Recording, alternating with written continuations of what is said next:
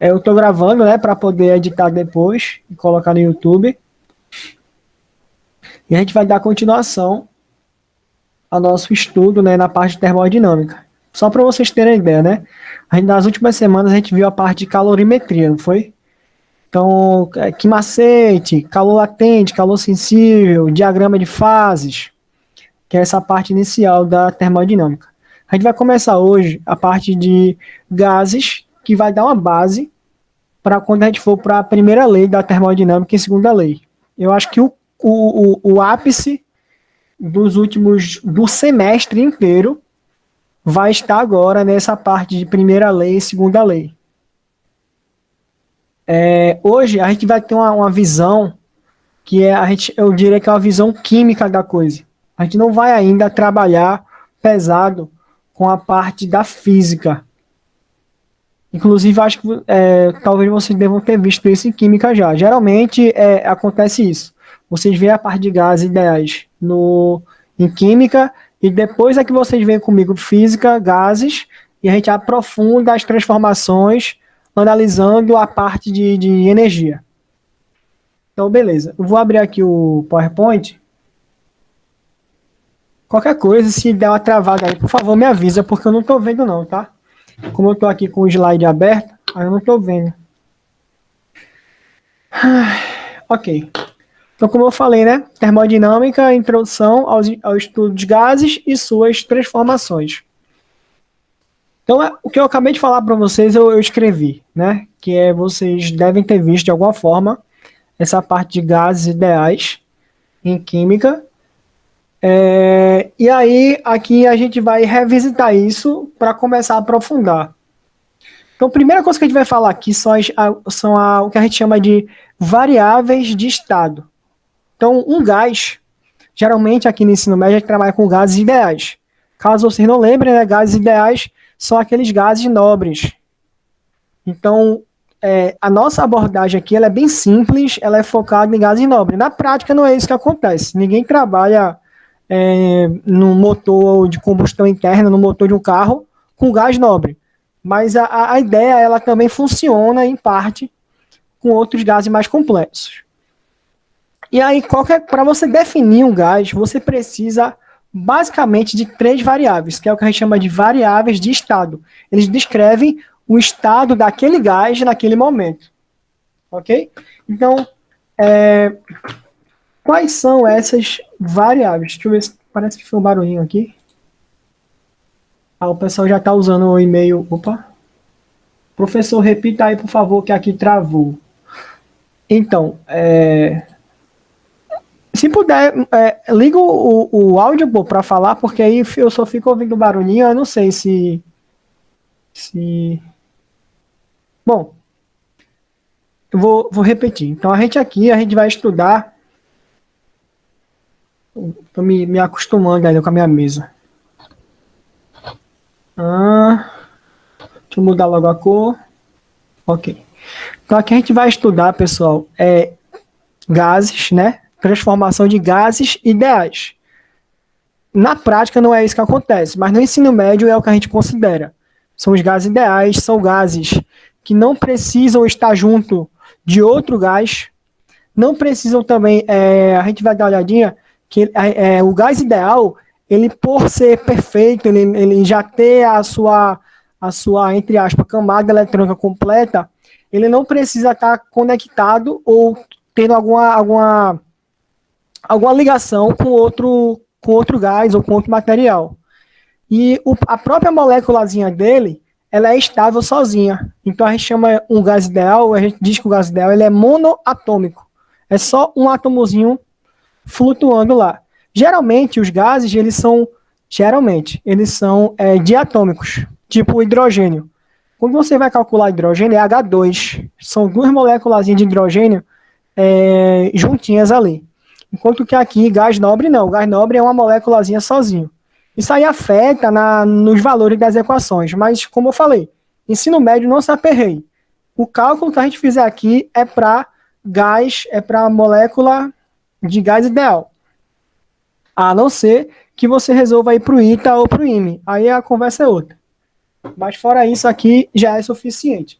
Então, quais são as variáveis de estado? São três, que eu vou falar agora aqui. Essas três variáveis, elas são pressão, pressão, que a gente chama carinhosamente de P, né? Volume. E a outra variável é a temperatura, que é o nosso T grande aqui. Então, essas variáveis, elas descrevem o estado do gás num certo momento.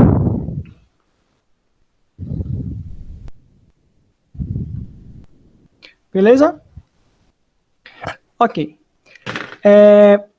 Eu acho que vocês já devem ter visto a equação, ou as equações, né, que relacionam essas variáveis. Eu vou mostrar a vocês uma forma da gente juntar todas essas variáveis e criar a equação que acaba sendo a origem de todas elas. Então, se for no final das contas, se você decorar ela, você pode usar para qualquer situação. É basicamente isso. E aí, a gente vai fazer o seguinte, a gente vai fazer o que a gente chama de análise de proporção. Por exemplo, essa primeira situação aqui é o seguinte, o que é que ela está relacionando? Ela está relacionando... Acho que era bom não escrever para não manchar. Poxa. Bom, ela está relacionando o que aqui? Você está vendo aqui esse monte de moléculazinhas, né? Então, esse monte de moléculazinhas, nesse momento 1 aqui, ela está dentro desse recipiente, nesse volumezinho aqui, ó, desse cilindro. Veja que elas estão bem juntinhas, né? Como elas estão bem juntinhas, elas estão batendo na parede com mais intensidade, com mais frequência. Esse bater na parede é o que gera a gente a calcular a pressão. Então, a pressão é justamente a pressão que as moléculas do gás fazem na parede do recipiente. Então, veja, o volume aqui é pequeno e a pressão acaba sendo maior. Por quê? Porque elas estão mais juntinhas, elas estão se batendo mais e batendo mais no recipiente. Nessa outra situação, ele foi e levantou esse êmbolo. Esse tipo de sistema a gente chama de sistema de pistão-cilindro, ou então êmbolo-cilindro. Êmbolo é justamente esse carinha que pode subir e descer. Um exemplo do dia a dia é a seringa. Então, aqui nessa outra situação, eu tenho aqui um volume que é maior, portanto, as moléculazinhas estão mais afastadas e elas vão bater menos na parede. Quando elas fazem isso, acontece que a pressão sobre a parede é menor. Ou seja, se o volume é menor, a pressão é maior. Se o volume é maior, a pressão é menor. Esse tipo de relação, a gente diz que é uma relação inversamente proporcional. Quando uma aumenta, a outra diminui. Como é que a gente escreve isso matematicamente? Eu acho que eu já mostrei para vocês várias vezes. Ó. Pressão é inversamente proporcional ao volume. É assim que a gente escreve. Esse alfa, ele significa a frase é proporcional a alguma coisa. Como é 1 sobre alfa, eu estou dizendo que é inversamente, é o oposto, inversamente proporcional. Uma outra forma de a gente escrever isso aqui, para ficar mais fácil, é a seguinte. Pressão é diretamente proporcional. Como é que eu vou fazer isso aqui? Eu vou inverter essa relação aqui. Se a pressão, presta atenção que eu vou falar agora. Se a pressão é inversamente proporcional ao volume, então a pressão é diretamente proporcional ao inverso do volume. É mais uma questão de semântica, né? Então, a pressão ela é diretamente proporcional ao inverso do volume. Então, eu vou preferir escrever dessa forma aqui a nossa primeira relação. Ok? Pressão é diretamente proporcional ao inverso do volume, que é a mesma coisa que eu escrevi aqui, que é a mesma coisa que eu estava comentando aqui. Quando o volume é maior, pressão é menor. Quando o volume é menor, pressão maior. Essa é a primeira relação. A segunda relação é entre pressão e temperatura. Veja o seguinte na primeira situação aqui, ó. Eu tenho um gás frio, e aí as moléculas estão batendo ali, ó. Tá vendo uma molinha ali? Essa molinha, ela tá empurrando esse manômetro, esse medidor de pressão, e aí a pressão é baixinha. Ela tá batendo um pouquinho e tá empurrando um pouquinho. Então o gás frio, a temperatura baixa aqui, ó. A pressão também é o que? Baixa. Quando você esquenta o gás, as moléculas se agitam e elas começam a bater mais. Quando elas começam a bater mais, elas começam a empurrar mais essa molinha e aí o medidor de pressão ali vai aumentar. Ou seja, se a temperatura é baixa, a pressão é baixa. Se a temperatura é alta, a pressão é alta. Então essas grandezas elas são diretamente proporcionais. A gente escreve assim: pressão é diretamente proporcional à temperatura. Beleza? Então, essa é a relação de pressão e temperatura. Se a temperatura aumenta, a pressão também aumenta. Existe uma outra variável que não é de estado. Ela quantifica a matéria, que é o número de mols. Observa o seguinte. Deixa ele voltar o GIF aqui. Quando ele está tampadinho, vai, meu irmão, termina aí. Pronto. Quando está tampadinho, bom, quando está tampadinho lá, ele tem muitas moléculas batendo uma nas outras e batendo no recipiente. Quando você abre, as moléculas começam a sair. E aí, como elas começam a sair, vai ter menos molécula lá dentro, elas vão se bater menos, elas vão bater menos no recipiente, e aí acontece o quê? A pressão é menor. Ou seja, quanto maior o número de mols, quanto mais matéria tiver lá dentro, mais moléculas vai ter e maior vai ser a pressão, que elas vão se bater mais. Quando você diminui a quantidade de matéria, quando você diminui o número de mols, a pressão também vai diminuir, porque vai ter menos moléculas se batendo ali. Então, a gente então diz que pressão é diretamente proporcional ao número de mols. Quanto mais moléculas, maior a pressão. Quanto menos moléculas, menor a pressão.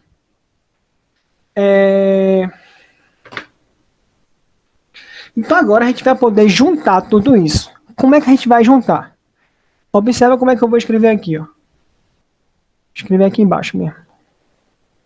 Então, pressão é diretamente proporcional ao inverso do volume.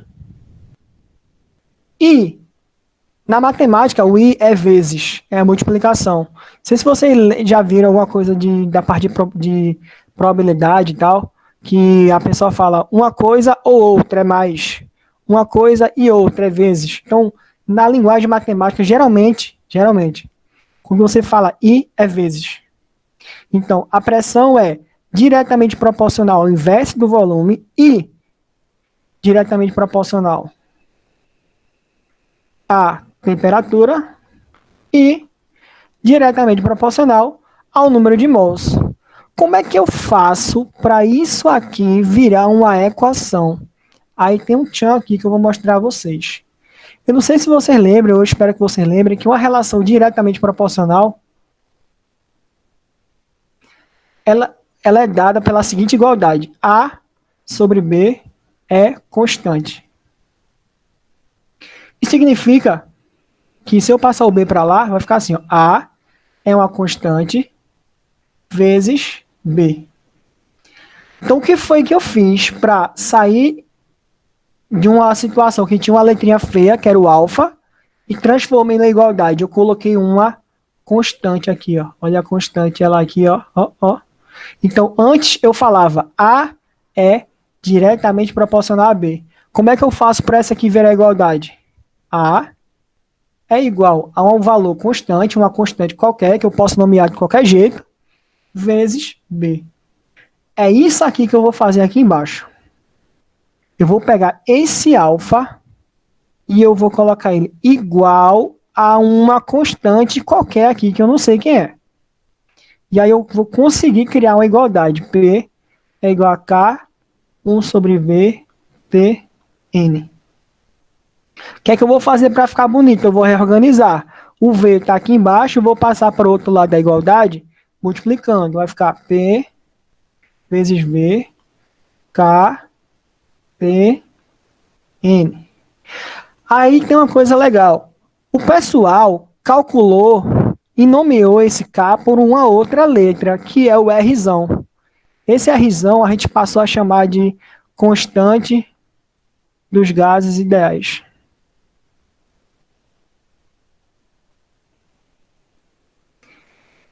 E aí eu reescrevendo isso aqui vai ficar assim, ó. P, V é igual. Ao invés de K eu vou colocar o R, T, N. Ainda ficou feio. Aí na literatura a galera geralmente chama assim, ó. Reorganiza e fica assim, ó.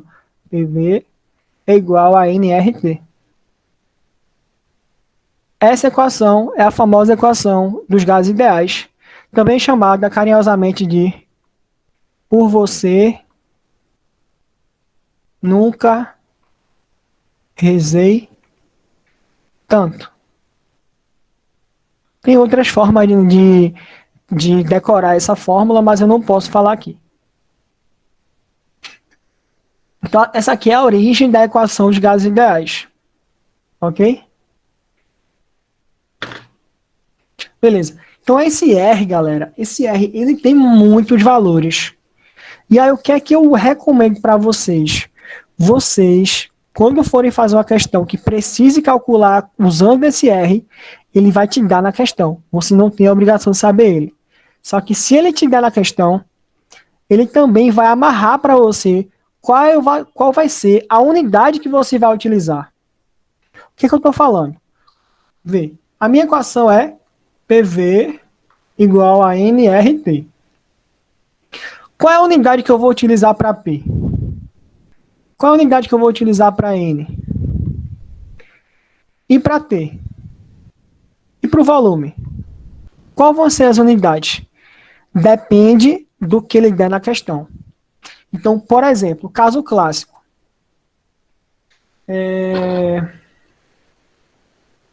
Vou mudar a cor aqui. Observa, deixa eu ver uma que é toda no sistema internacional aqui. Essa aqui é. Essa aqui ela não está muito clara sobre qual unidade vai ser o quê. Só que aí você observa o seguinte, ó. J é Joule. J é Joule. Joule é a unidade de energia no sistema internacional. Esse K-1, K é Kelvin, né? Kelvin é a unidade de temperatura no sistema internacional. E mol? Mol é número de mols no sistema internacional. O que significa isso? Significa que toda a constante foi trabalhada com valores no sistema internacional. Então, nesse caso aqui, por exemplo, eu peguei aqui um aleatório, não foi? Nesse caso aqui, quais vão ser as unidades que eu vou utilizar para pressão, temperatura e volume? Pressão, já que toda a unidade da resistência, do R, né, da constante universal, é no sistema internacional, então esses carinhas aqui, eles também vão ter que estar no sistema internacional. A unidade de pressão no sistema internacional, caso vocês não lembrem, é Pascal. A de temperatura é Kelvin, inclusive já colocou lá. E a de volume no sistema internacional é metro cúbico. Então, é uma situação muito comum em que ele te dá as unidades e tu vai olhar, peraí, isso aqui é sistema internacional ou não? Se você olhar que está tudinho no sistema internacional, beleza, tá valendo. Esse aqui, esquece esse primeiro aqui, porque essa constante aqui não é a constante dos gases ideais. Essa constante ela é dividida pela massa molar do gás, que a gente chama de constante do gás. É diferente. A gente não usa no ensino médio ela. Então, outros exemplos, aí ficam mais fáceis, porque os que não são sistema internacional, eles vão te amarrar bem direitinho sobre qual unidade utilizar. Por exemplo, nesse aqui, ó. Vamos olhar esse segundo exemplo aqui. Vou colocar até outra cor. Epa! Apagou? Não! Mudar a cor aqui. Vamos pegar esse exemplo aqui. Aqui.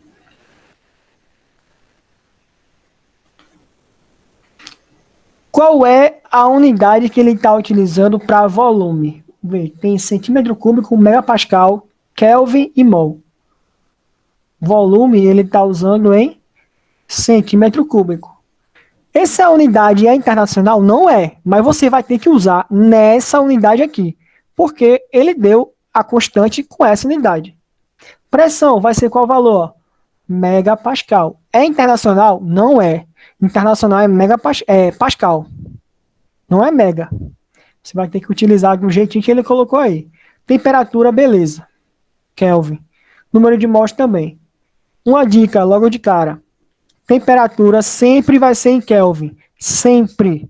Você não pode utilizar a equação de gases ideais com outra temperatura em outro sistema. Tem que ser em Kelvin. Ok? Então, já fica aí bem claro que a temperatura ela tem que ser sempre unidade de temperatura sempre em Kelvin. É obrigatório. Número de mols, se você for perceber, quase sempre é o próprio mol, então não tem problema. Agora, o grande tchan aqui é volume e pressão. Vamos observar uma outra variável aqui, ó. Olha isso aqui como é diferentona. R é 62,36. Qual é o valor, qual a unidade que ele está usando para volume? Litros. Qual é a unidade que ele utilizou para pressão? Milímetro de mercúrio. Esse sistema internacional não é. Então você vai ter que utilizar conforme ele deu aqui. Só para a gente relembrar, né? Qual é a relação de milímetro de mercúrio e um pascal? 1 mmHg vai ser aí, ou melhor, 760, né? 760. Deixa eu apagar aqui. Ficou feio, coisa ridícula.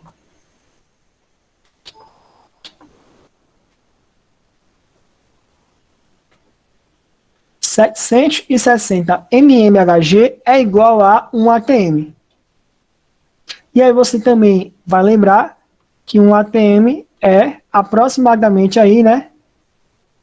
Aproximadamente 1 vezes 10 a quinta pascal. Então, o que vai acontecer, se por acaso ele pedir nessa unidade, é que você pode fazer uma regrinha de 3 aí, para poder saber qual vai ser a pressão nessa unidade que ele mandou. Então, a constante manda na questão. Ela que vai dizer qual unidade que você vai usar, beleza? Então, a principal preocupação aí é volume e pressão. Veja que temperatura sempre vai ser o quê? Em Kelvin.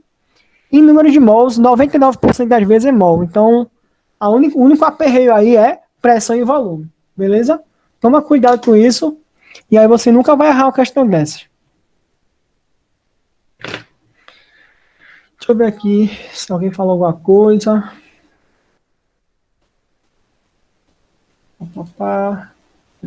Ô, Ângelo, Oi, fala. a temperatura disse que ia ser sempre Kelvin, mas aquelas últimas três não tinha casa de Kelvin. Era o que ali? Deixa eu ver aqui. Essa aqui de baixo? As três ali. É, de baixo não tem Kelvin. Eles usam o quê? Não tem porque está escondido. Ó, electrovolt é unidade de energia. Átomo acho que é unidade de átomo mesmo. Também não é sistema internacional. Ó, aqui tem Kelvin já. Esse aqui, ó, esse feioso aqui, ó, fit ao cubo ATM graus R-1. R é uma unidade especial chamada Rankine. Rankine é uma unidade que a gente não usa para vocês, só que é como se ela fosse o seguinte: Kelvin é uma escala absoluta para graus Celsius, beleza? Que é aquele esquema de Kelvin e Celsius, você soma 273, né? Então a relação de Kelvin e Celsius é essa: somar ou subtrair 273. Rankine foi um cara muito desenrolado que ele criou essa escala absoluta, só que ele criou essa escala para Fahrenheit. Então, Rankine é uma unidade que é o equivalente a Kelvin, só que comparado ao Fahrenheit. Então, não se aperreie, que a não ser que você vá fazer prova de engenharia no Reino Unido ou nos Estados Unidos, não vai cair uma constante feiosa dessa com Rankine. Ok. Beleza? É realmente muito Obrigado. específica. É como se, como eu falei, o ranking é o Kelvin do Fahrenheit. É como se fosse um Kelvin, mas não usa agora aqui. Não. Nem se aperreia, isso aí não vai cair, não.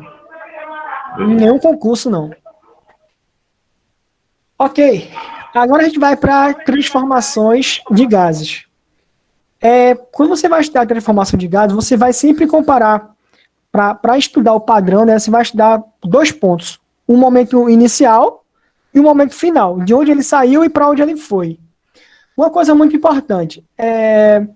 Os gráficos podem ser de vários tipos. Pode ser pressão por volume, pressão por temperatura, temperatura por volume. Mas 99% das vezes, o gráfico que aparece é pressão por volume. Então, eu vou preferir trabalhar isso com vocês. Até porque depois a gente vai ver que esse gráfico ele dá uma informação muito importante, que é muito pedida no vestibular, especialmente SSA. O SSA2 eu aposto 100 conto que vai cair uma questão de ciclo de Carnot e de transformação térmica. Então, o gráfico que ele vai te dar é um gráfico pressão por volume. E aí é importante que você bata o olho e você saiba, esse processo é isobárico, esse processo é isotérmico. Você tem que bater o olho e saber. É tipo um ninja, tá ligado? Ok. Então, o que é um processo isobárico? É um processo gasoso que você vai fazer com gás, você vai mexer nas variáveis dele, só que a pressão é que vai ser constante. Então, bárico tem a ver com pressão, iso igual. Um exemplo clássico é quando você tem um êmbolo móvel e aí você, no momento que você varia o volume, você acaba variando a pressão. Desculpa. O êmbolo móvel, nesse caso, é um êmbolo móvel diferente daquele que eu mostrei para vocês, em que você não vai controlar a temperatura e aí você vai manter a pressão. Você vai só esquentar o êmbolo, o gásinho lá dentro, vai esquentar ou vai esfriar ele. E aí, conforme você esquentar ou esfriar, o que vai acontecer é que o êmbolo vai subir e descer para acompanhar essa transformação, mas a pressão que o gás vai fazer vai continuar sendo igual. Ok, vamos para a parte de conta mesmo, né? Deixa eu colocar um branquinho. Pronto. Como é que a gente faz para analisar isso? Vê. Eu vou pegar minha equação, por você nunca hesite tanto, e eu vou olhar o que é constante e o que não é. O que foi que ele falou que é constante aí? Ele falou que a pressão é constante. Se ele não fala nada, outra coisa que sempre vai ser constante é o número de mols. Então, esse rapaz é constante. E esses dois são constantes também. Então, o que eu tenho aqui é que a minha relação básica aqui, que a gente vai ter aqui, é volume é igual a uma constante, o valor constante, vezes a temperatura. Aí você, beleza, o que significa isso visualmente? Galera, imagina aqui, ó. Esse gráfico é pressão por volume. Se a pressão no processo não muda, quer dizer que qualquer volume que eu colocar, a pressão sempre vai ser a mesma. Por exemplo, imagina que eu pego aqui um ponto A. Esse ponto A, ele vai ter uma certa pressão PA. Imagina que eu vá e comece a esquentar ele de alguma forma, eu boto um foguinho lá embaixo do recipiente, as moléculas esquentam, o volume começa a aumentar. Quando o volume começa a aumentar, ela vai para o local B aqui, ó. Quando ela for para esse local B, essa transformação ela tem uma pressão constante. Quer dizer que a pressão dela vai ser qual? Vai ser a mesma pressão que antes. A mesma pressão. Então, como é o gráfico de uma transformação isobárica? Nesse caso eu esquentei, né? Imagina que eu esquentei, né? Botou um foguinho aqui. E aí eu aumentei o volume. Mesmo assim, a pressão no começo, aqui é o início, e aqui é o fim. Mesmo assim, a pressão se manteve. Então, como é o gráfico da nossa transformação isobárica? É uma linha reta que é paralela à linha do volume. Beleza? Então, se você vê uma reta desse jeito e você já bate o olho, opa, eu estou percebendo que a pressão não muda. Ele faz qualquer coisa com o volume e a pressão não muda. Esse processo é o quê? É um processo isobárico. Beleza? Se eu fosse fazer uma relação rápida, é como se, na verdade, isso aqui fosse a equação de x igual ao valor constante. Não importasse o valor de x, y nem ia aparecer, porque y ia ser sempre constante. Basicamente, o mais importante agora é que você tem aqui essa análise gráfica. E aí, uma coisa importante, como é que eu faço, e é justamente onde vem o cálculo, né? Como é que eu faço para comparar o início e o fim? Para comparar o início e o fim, é muito fácil. Você vai pegar o que não é constante. Ó, temperatura não é constante, nem o volume é constante. Deixa do lado esquerdo aqui, ó. Eu vou jogar esse cara aqui para baixo. Vai ficar assim, ó. V sobre T é constante. Já que essa relação ela é constante, eu posso analisar ela antes e depois. Então você pode fazer o seguinte, ó. O volume no ponto A sobre a temperatura no ponto A é igual ao volume no ponto B sobre a temperatura no ponto B. Em química, a galera coloca, para cada transformação, para cada equação dessa, eles colocam o nome de alguém que descobriu isso. Mas percebam que a gente não precisa descobrir. A gente sabe a equação, por você nunca reze tanto, PV igual a NRT, e aí, conforme o que for constante, você pode estabelecer a relação que você quer. Então, essa equação a gente usa para que processo? Essa equação ela é a equação para pressão constante. Já veja que por ela ser constante, ela não aparece aqui, né? Obviamente. Qual o cuidado que a gente tem que ter aqui? Especialmente, temperatura tem que ser sempre o quê? Em Kelvin, tá? Em Kelvin. Esse é o cuidado. Então, o gráfico é aquele, é uma linha reta paralela à linha do volume, porque ela nunca muda a pressão. E a nossa equação é essa, V sobre T, VA sobre TA igual a VB sobre TB. Com essa equação aí, você descobre qualquer coisa para esse processo. Então, essa é isobárica. O exemplo dela, que eu falei a vocês, foi justamente o êmbolo, que está aqui. Aí ele tem aqui um êmbolozinho no cilindro. E aí, quando você esquenta, né? Quando você esquenta, por exemplo, podia esfriar também, né? Mas esquentar é uma coisa mais compreensível. Quando você esquenta, as moléculazinhas vão se bater mais. E aí, vão tentar, né? Se bater mais. E aí, como o êmbolo é móvel, ao invés delas ficarem encolhidinhas, se batendo mais, o que vai acontecer é que esse êmbolo vai subir. O êmbolo vai subir. E aí, o volume vai aumentar. Sem que o volume vai aumentar. E aí, eu vou ter essa região todinha aqui para as moléculazinhas brincarem. E aí, a pressão vai se manter constante. Então, esse é o processo isobárico. Esse aqui é um êmbolo móvel, né?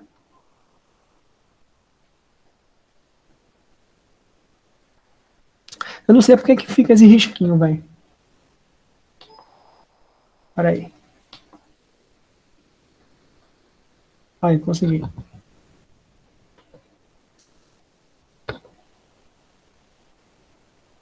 Êmbolo móvel. Ok. Vai. Beleza. Segunda transformação, ela tem uns 10 mil nomes. Isovolumétrica, isocórica, isométrica. O que significa isso? É um processo que o volume é constante. Exemplo, um tanque ou uma caixa. Vou desenhar logo para vocês aqui. Imagina que eu tenho uma caixa e eu começo a esquentar ela.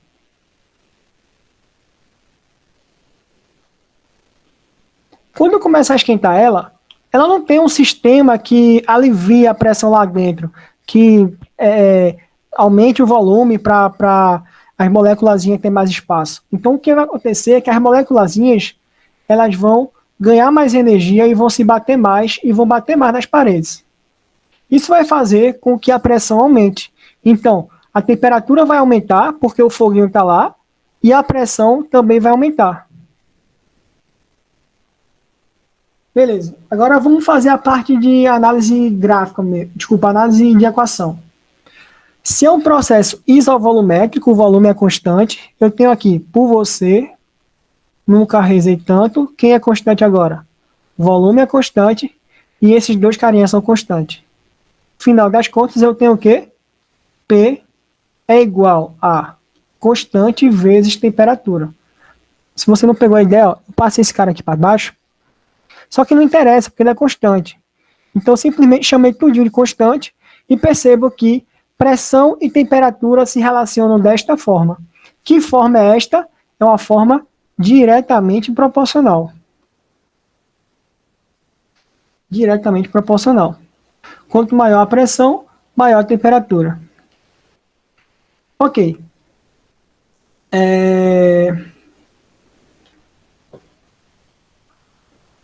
No nosso gráfico, pressão por volume, como é que a gente vai representar isso? Veja só, vamos compreender aqui a ideia.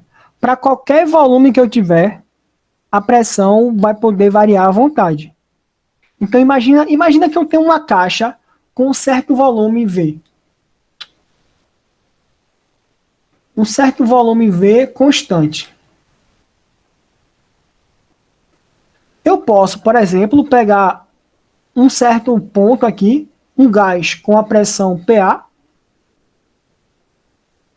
e eu posso começar a esquentar esse gás. Esse gás vai esquentar e vai até um ponto B.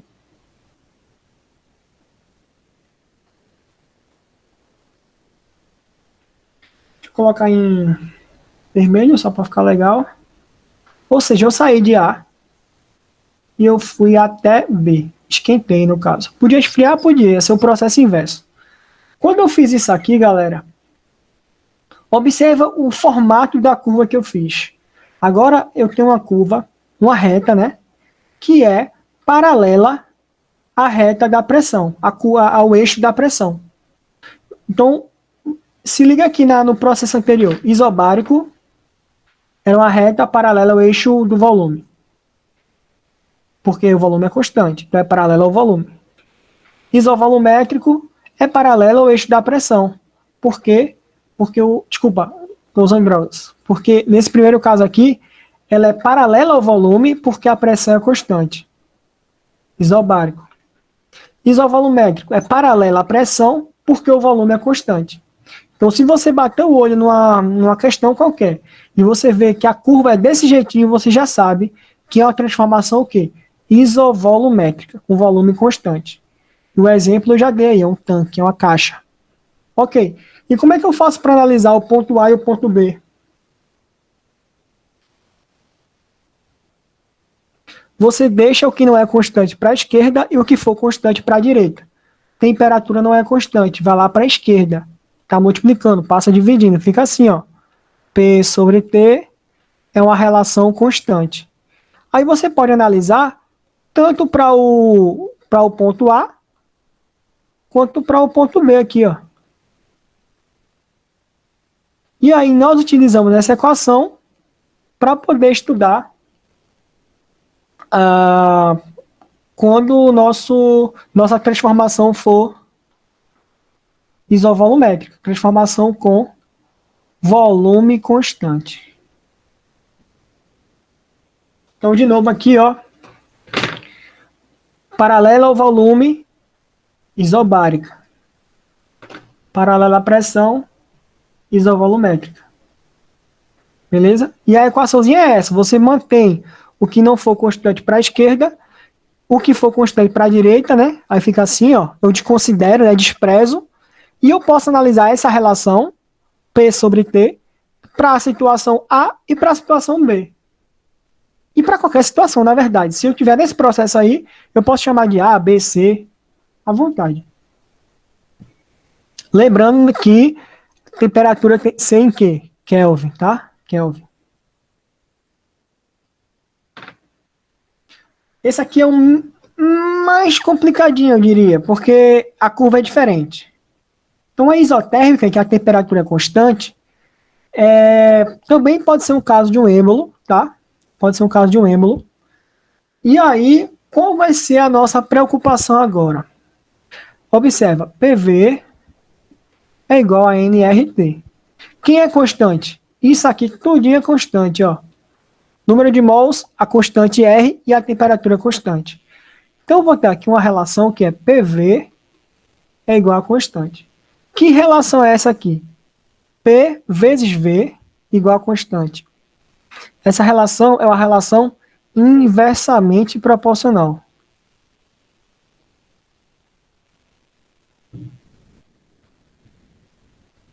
Essa relação, eu acho que eu já mostrei várias vezes. Mostrei a direta, né?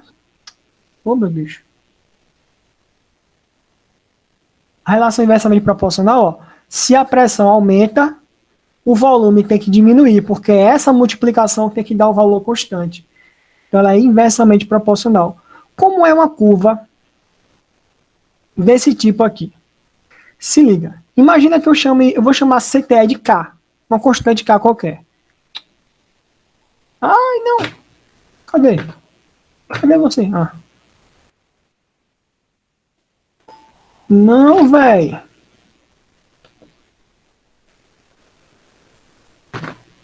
Aqui. Então, imagina que eu chame CTE de K, só para ficar bonitinho, K. Eu vou pegar esse volume e vou passar lá para baixo, dividindo. Vai ficar assim, ó, P é igual a K sobre V. Deixa eu chamar isso aqui de uma forma que vocês consigam enxergar. Imagina que P fosse o eixo Y e o volume fosse o eixo X. O gráfico seria o gráfico dessa expressão aqui, que é uma hipérbole, né? Uma hipérbole. Tipo o gráfico de y igual a 1 sobre x, por exemplo. É uma hipérbole. É isso? Acho que é. Como é que seria esse gráfico? Ele é desse jeitinho assim, ó. Vê como é bonitinho. Assim, ó.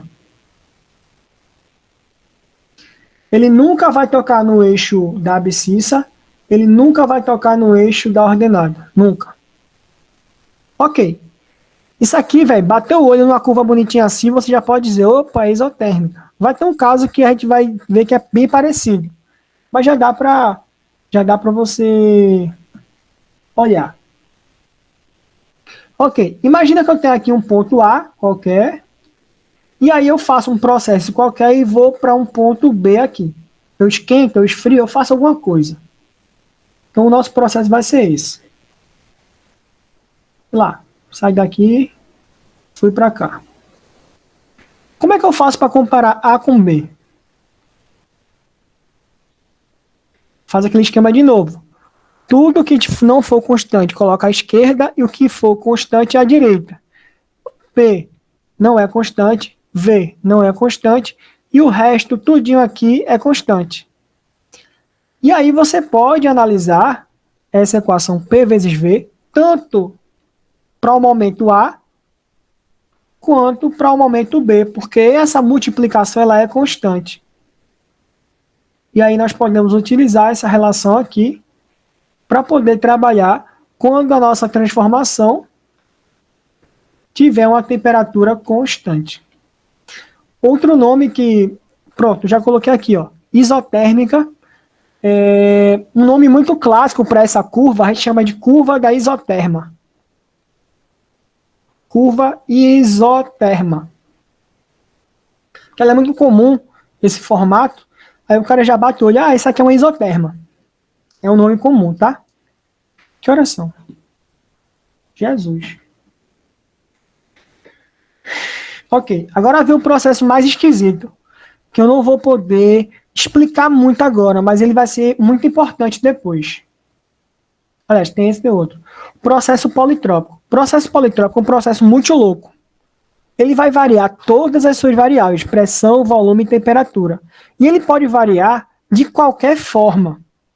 Então, de uma forma geral, ele pode ser escrito através de um coeficiente gama. Então, a gente coloca um coeficiente gama, que pode ser qualquer valor, dependendo da transformação do gás, e a gente mantém essa relação constante. Uma outra relação que a gente faz também é com temperatura vezes volume. Fica gama menos 1 sobre gama igual a constante. Aí você, meu Deus, que coisa feia. É feio mesmo, pô. Mas eu só estou mostrando que existe. Então, um processo politrópico, ele pode ser escrito através dessa equação aqui, em que esse gama pode ser qualquer coisa.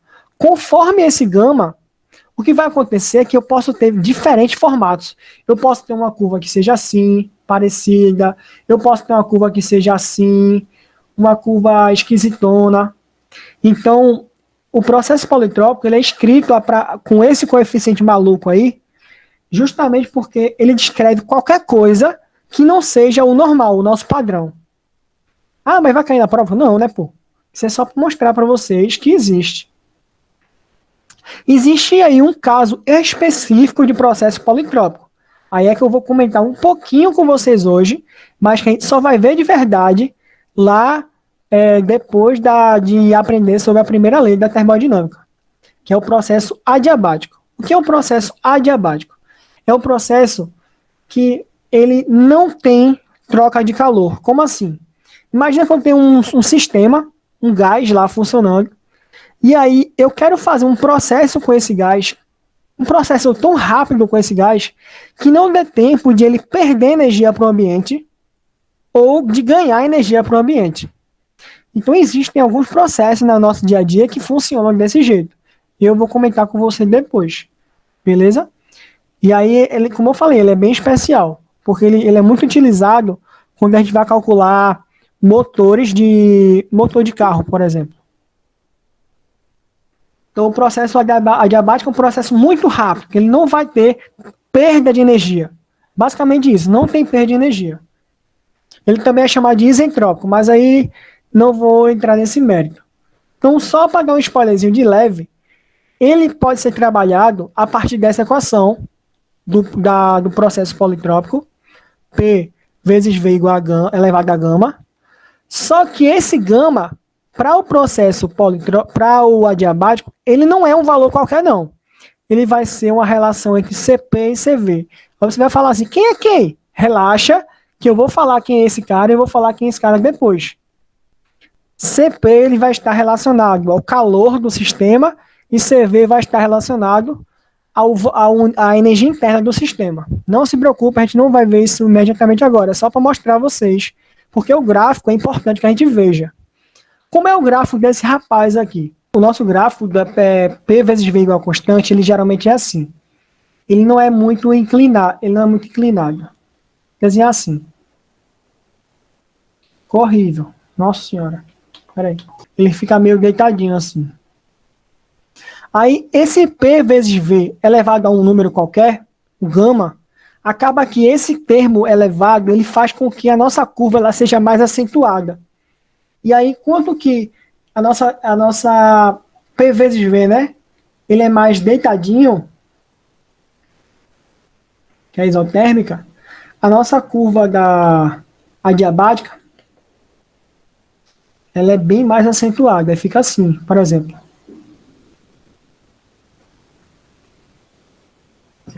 Ela é mais acentuada. Então, essa aqui é a nossa adiabática.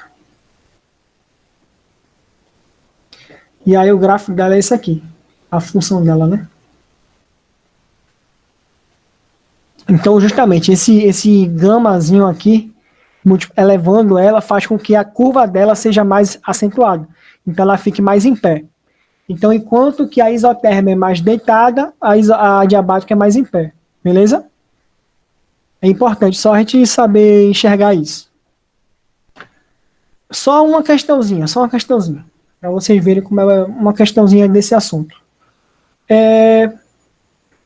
A 27 graus Celsius, um gás ideal ocupa 500 centímetros cúbicos. Qual volume ele vai ocupar a temperatura de menos 73 graus Celsius se a transformação for isobárica? Ok.